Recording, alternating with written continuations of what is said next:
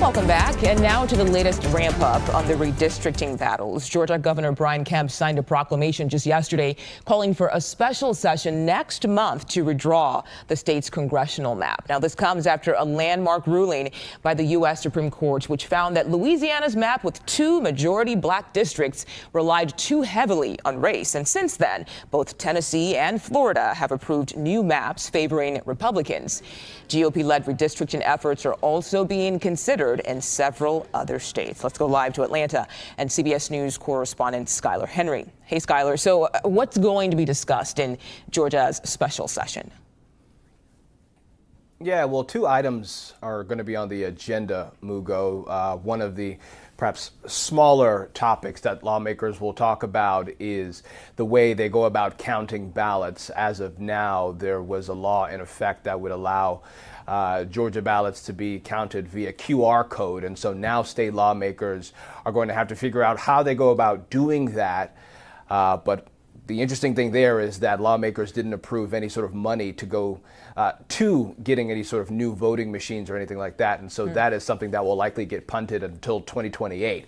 The big topic is what you talked about, the state congressional maps and what could potentially happen to a lot of districts in and around the state of Georgia.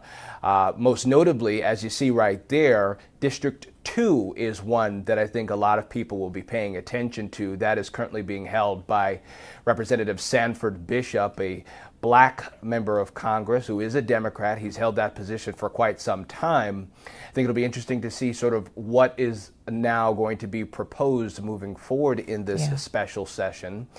There is also conversations surrounding what is happening in the metro Atlanta area as well. Earlier this week, the governor, Kemp, signed into law a new move that would essentially allow races, down-ballot races in the metro Atlanta area to be nonpartisan as voters look to try to sort of expand what they do when they head to the ballots, as opposed to, say, Republicans going to vote on one race versus Democrats voting on another in early primaries, for example. And so that is a strategy that Democrats say Republicans are doing to try to get an advantage in these deep blue parts of the state in and of itself. As you can imagine, Democrats are livid about this. They are pretty upset. They're already threatening legal pushbacks in this sort of stress test in and of itself.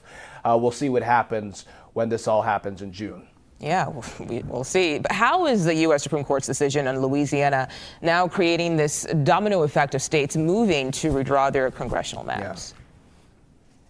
Yeah.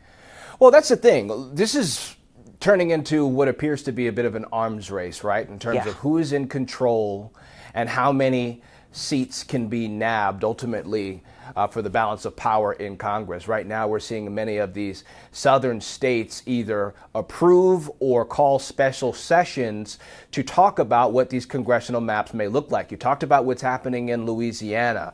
Tennessee made headlines last week with similar conversations. We've also seen special sessions be called in Mississippi, Alabama, North Carolina, South Carolina, and obviously now Georgia is the latest among them. And I think it's going to be interesting to see what happens going forward. Here in Georgia, they don't anticipate the conversations in June to impact the 2026 races at all in the midterms, but definitely in 2028. And I think a lot of people are wondering sort of what that looks like. Many of the black communities in and around the state of Georgia, for example, are concerned that their votes may potentially be disenfranchised because of the moves that may happen there. I talked about District 2 in particular. But I think it will be interesting to see sort of what happens going forward in terms of what is able to stick, what will be the new congressional maps in and around the South all across the board, and how that impacts what we see happening in Washington, D.C. in and of itself. As I pointed out, we have a lot of lawyers looking into what is happening, many of them challenging these new maps and these new proposals already in court. And so I think while this certainly may be the case now that these maps, at least in Louisiana and elsewhere, may be set that way, I'm pretty sure we're going to start to see a lot of legal challenges before it's all said and done, before voters head to the ballot again. Okay, we shall see what comes next. Skyler Henry, thank you so much. Appreciate your time today.